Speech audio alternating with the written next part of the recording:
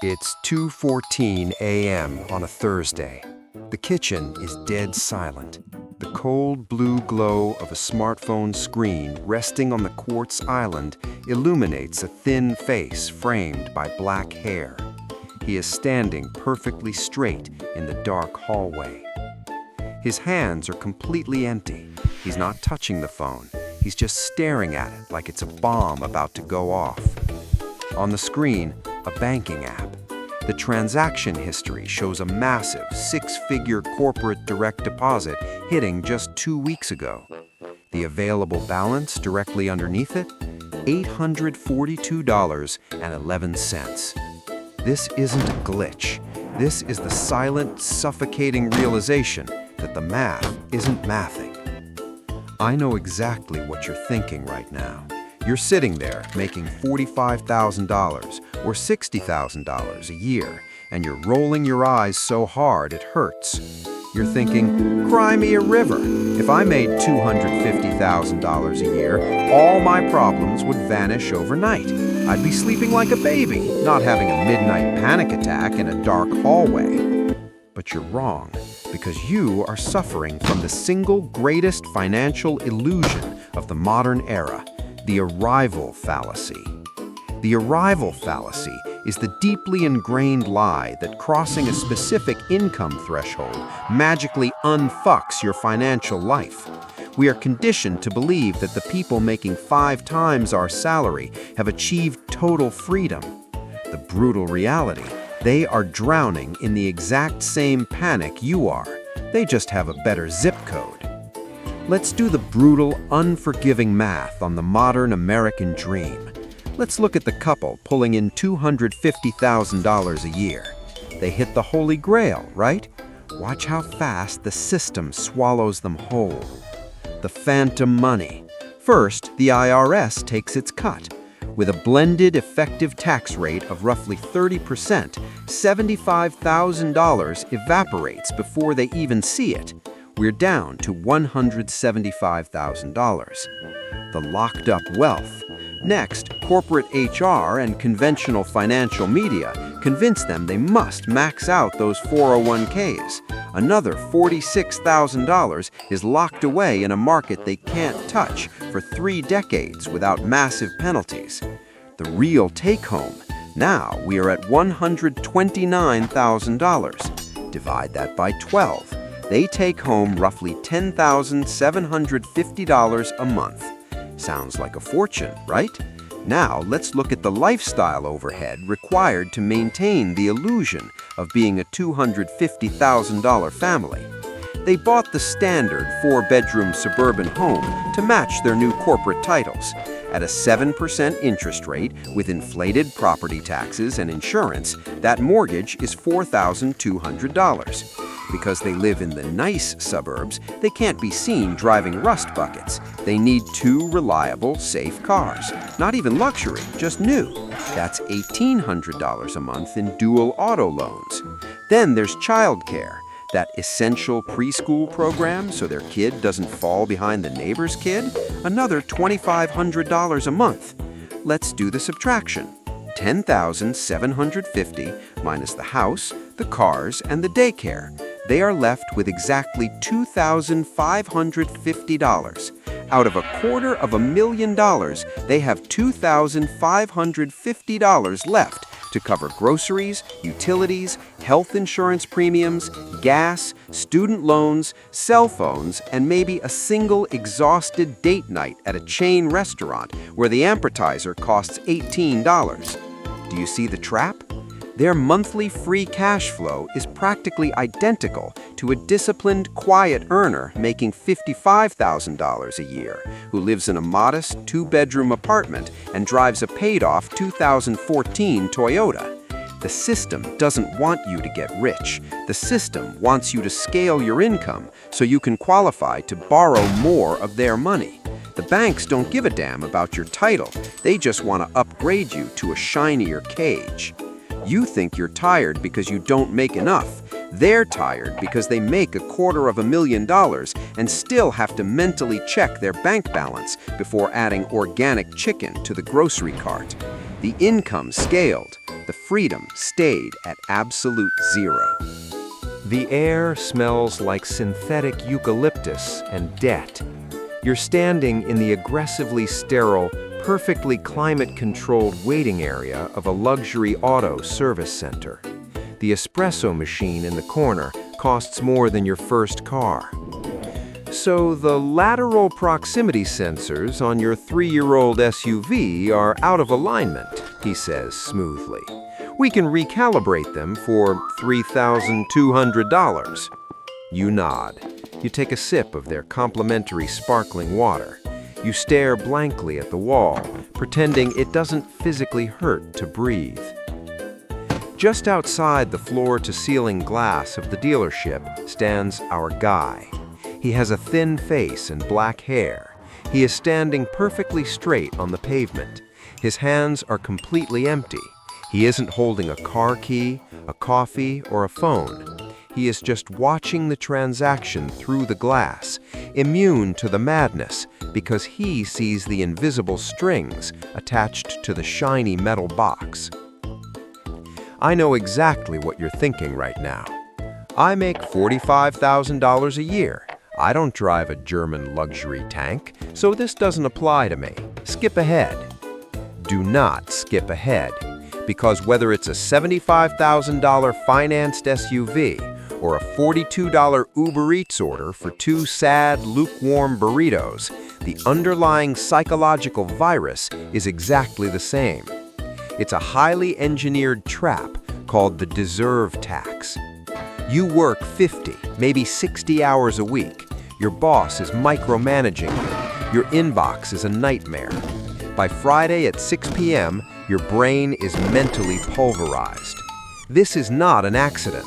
The modern economy relies on you being too exhausted to cook, too stressed to take public transit, and too burnt out to care about a 40% markup on convenience. You swipe the credit card because you whisper a toxic, comforting little lie to yourself. I work hard. I deserve this. Let's look at the brutal A-B split of the deserve tax. Persona A is our high earner. He just signed the papers on a $75,000 luxury SUV because his LinkedIn profile and his coworkers unconsciously told him he had to. With current interest rates, his payment is easily $1,300 a month. Persona B is you. You fiercely protect your cash. You bought a reliable, aggressively boring used sedan. Your payment? Maybe $400 a month. The difference is $900 a month. Persona A thinks he bought prestige and comfort. He thinks he bought a reward for his 80-hour work weeks. But let's run the brutal math. If you take that $900 monthly difference and invest it into the S&P 500 index fund at a historical average of 8% for just 10 years, it compounds to over $165,000. Read that number again. Persona A didn't just buy a car. He paid a $165,000 penalty for feeling exhausted and wanting a heated leather steering wheel to numb the pain of his daily commute. Now, let's scale it down to your level. Let's look at your micro-deserve taxes. Spending $50 a week on food delivery because chopping an onion feels like climbing Mount Everest after a 10-hour shift. That's $2,600 a year gone, evaporated, drained directly from your net worth to self-medicate your exhaustion with overpriced pad thai. You might argue, but I need to live a little. I can't just hoard pennies and never enjoy my money. Nobody is telling you to eat plain rice in a dark room. What we are doing is exposing the game. Corporate America engineers your exhaustion so they can sell you the cure at a premium. They drain your energy at the office, and then they drain your wallet on your way home. It is a closed-loop system of financial theft.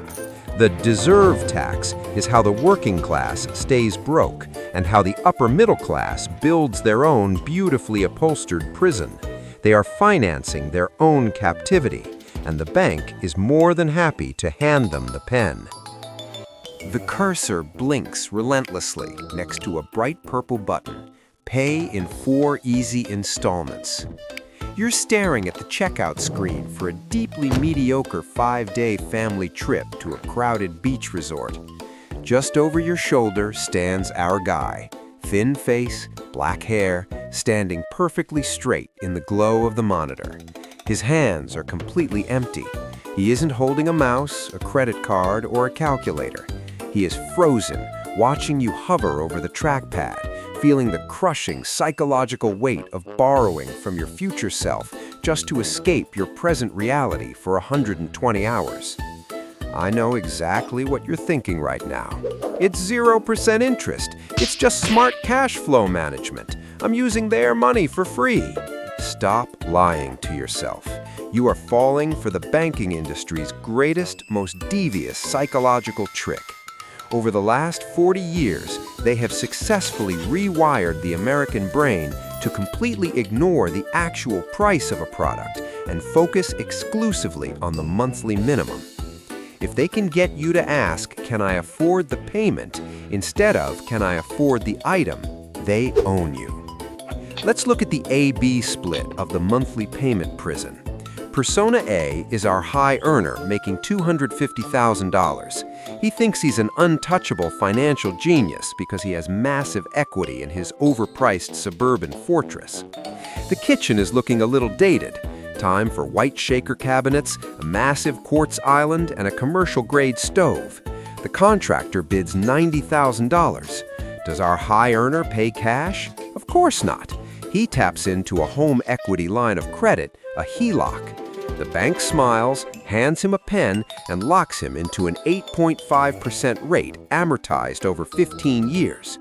He looks at the monthly payment of roughly $880. "We make $250,000 a year. We can easily afford $880 a month," he says. They sign the papers. They think they just bought a beautiful kitchen. Let's do the brutal, unforgiving math of amortization. Over those 15 years, Persona A will pay back the original $90,000 principal, but he will also bleed out almost $70,000 just in interest. Read that again. He didn't just buy a kitchen. He literally bought a brand new Mercedes-Benz E-Class for the bank's regional manager in exchange for some granite countertops. That is the cost of the monthly payment prison. Now let's look at Persona B, you. You don't have a $90,000 HELOC, but you have Klarna, Affirm, and Afterpay. You are slicing up a $600 set of brake pads or a $300 Target run into neat bi-weekly chunks.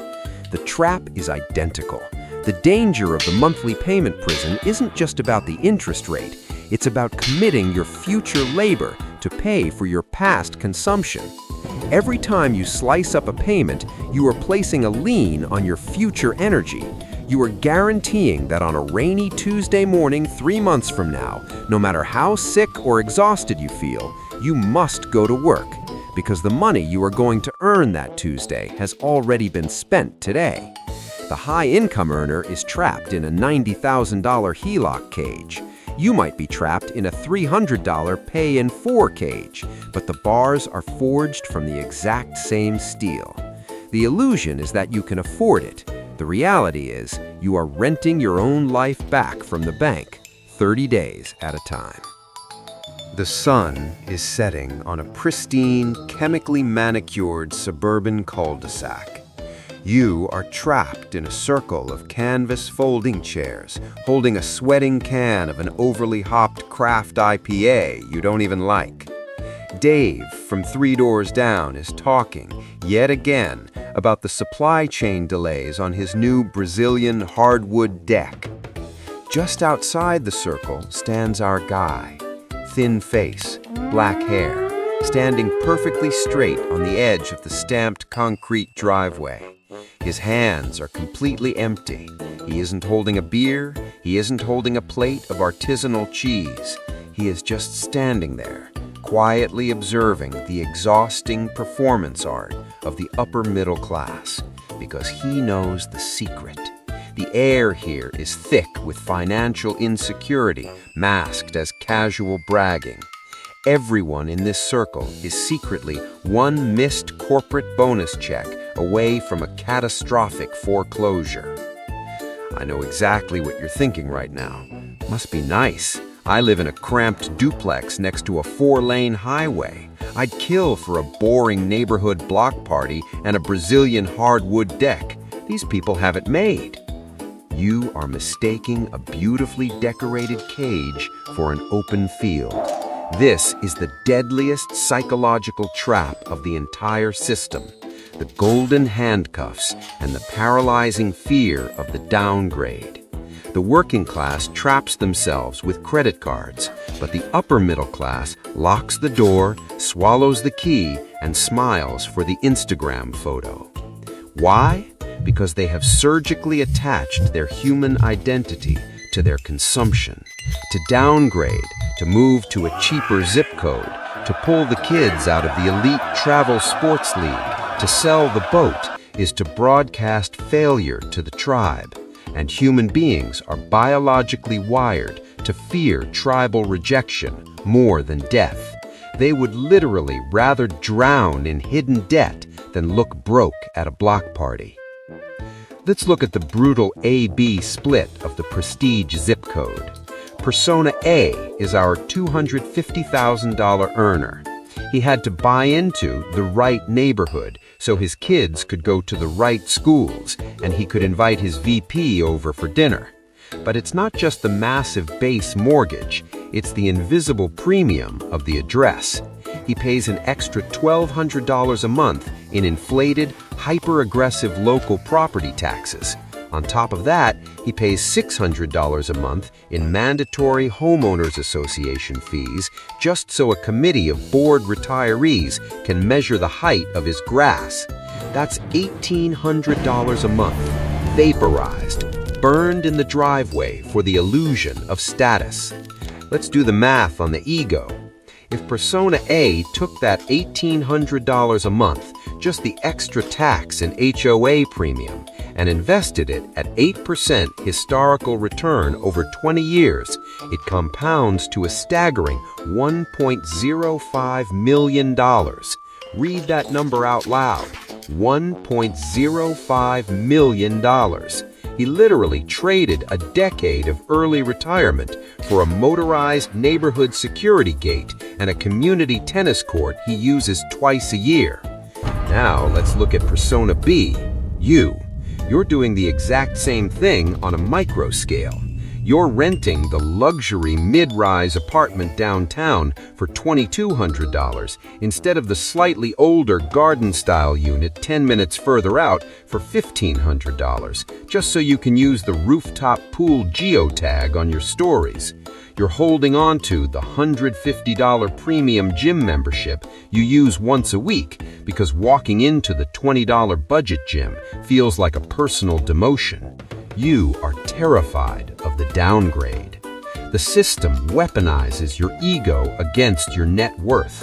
The marketers, the real estate agents, the credit bureaus, they all know that if they can get you to tie your self-worth to your zip code or your brand names, you will never stop working. You will run on the treadmill until your heart gives out just to avoid looking like you fell behind. You don't own the prestige. The prestige owns you. The bathroom exhaust fan hums a dull, vibrating drone.